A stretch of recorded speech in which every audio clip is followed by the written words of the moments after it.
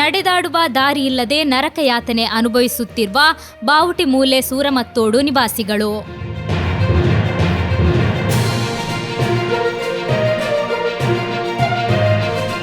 ಮಂಜೇಶ್ವರ ಗ್ರಾಮ ಪಂಚಾಯತ್ ವ್ಯಾಪ್ತಿಯ 17ನೇ ವಾರ್ಡ್ನ ಬಾವುಟಿಮೂಲೆ ಸೂರಮತ್ತೋಡು ಪ್ರದೇಶದಲ್ಲಿ ವಾಸಿಸುತ್ತಿರುವ ಸುಮಾರು 10 ಕುಟುಂಬಗಳ ಬದುಕು ಇಂದು ಆಡಳಿತದ ನಿರ್ಲಕ್ಷ್ಯದ ಸಂಕೇತವಾಗಿ ಮಾರ್ಪಟ್ಟಿದೆ. ಮೂಲಭೂತ ಸೌಲಭ್ಯವೆನಿಸುವ ನಡೆಯಲು ಸರಿಯಾದ ದಾರಿಯೇ ಇಲ್ಲದ ಸ್ಥಿತಿಯಲ್ಲಿ ಈ ಕುಟುಂಬಗಳು ದಿನನಿತ್ಯದ ಜೀವನವನ್ನು ಕಳೆಯುವಂತಾಗಿದೆ. ಈ ಪ್ರದೇಶದಲ್ಲಿ ವಾಸಿಸುತ್ತಿರುವ ವಿದ್ಯಾರ್ಥಿಗಳು ಶಾಲೆಗೆ ಹೋಗಲು ಜೀವ ಪಣಕ್ಕಿಡಬೇಕಾದ ಸ್ಥಿತಿ ಎದುರಿಸುತ್ತಿದ್ದಾರೆ. ಗರ್ಭಿಣಿಯರು ಆರೋಗ್ಯ ತಪಾಸಣೆಗೆ ಆಸ್ಪತ್ರೆಗೆ ತೆರಳುವುದು ಅಸಾಧ್ಯಕ್ಕೆ ಸಮಾನವಾಗಿದ್ದು, ವೃದ್ಧರು ಹಾಗೂ ಭಿನ್ನಚೇತನರು ಮನೆಯೊಳಗೆ ಬಂಧಿತರಾಗಿರುವಂತಾಗಿದೆ.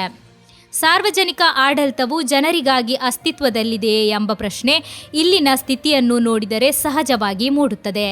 ಅತ್ಯವಶ್ಯ ಸೇವೆಗಳಾದ ಆಸ್ಪತ್ರೆ, ಶಾಲೆ, ರೇಷನ್ ಅಂಗಡಿ, ಸ್ಥಳೀಯಾಡಳಿತ ಕಚೇರಿ ಸೇರಿದಂತೆ ಪ್ರಮುಖ ಕೇಂದ್ರಗಳನ್ನು ಸಂಪರ್ಕಿಸುವ ಸುಮಾರು 250 ಮೀಟರ್ ಉದ್ದದ ರಸ್ತೆ ಕಳೆದ ಮಳೆಗಾಲದಲ್ಲಿ ಸಂಪೂರ್ಣವಾಗಿ ಕೊಚ್ಚಿ ಹೋಗಿದೆ.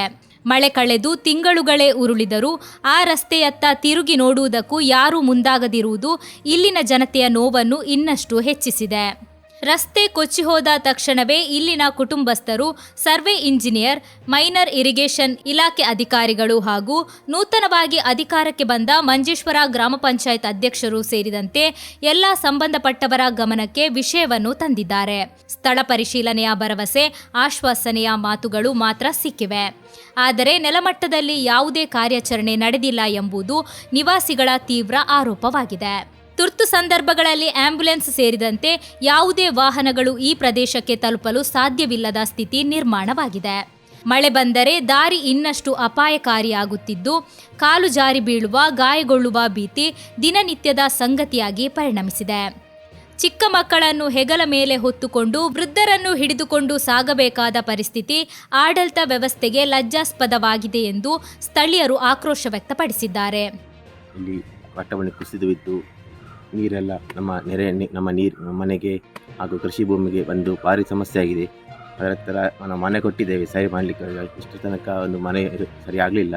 ಇನ್ನು ಮಳೆಗಾಲ ಬರುವ ಮೊದಲು ಸರಿ ಕೊಟ್ಟು ಜನರಿಗೆ ನಡೆದಾಡುವ ದಾರಿ, ಸರ್ಕಾರಿ ಕಚೇರಿ, ಪಂಚಾಯತ್, ಗೌರ್ಮೆಂಟ್ ಆಸ್ಪತ್ರೆ ಇಲ್ಲಿಗೆ ಹೋಗುವ ದಾರಿ, ಆದ ಕಾರಣ ಆದಷ್ಟು ಶೀಘ್ರ ಇದನ್ನು ಸರಿ ಮಾಡಿಸಬೇಕಾಗಿ ನಾವು ಕೇಳಿದ್ದೇವೆ.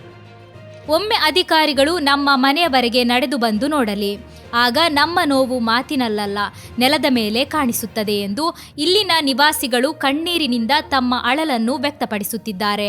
ಜನಪ್ರತಿನಿಧಿಗಳು ಕಚೇರಿಗಳಲ್ಲಿ ಕುಳಿತು ಭರವಸೆ ಬಿಡುವುದನ್ನು ಬಿಟ್ಟು ನೆಲದ ವಾಸ್ತವವನ್ನು ಅರಿಯಬೇಕಾದ ಹೊಣೆಗಾರಿಕೆ ಅವರದ್ದೇ ಎಂಬ ಮಾತುಗಳು ಕೇಳಿಬರುತ್ತಿವೆ.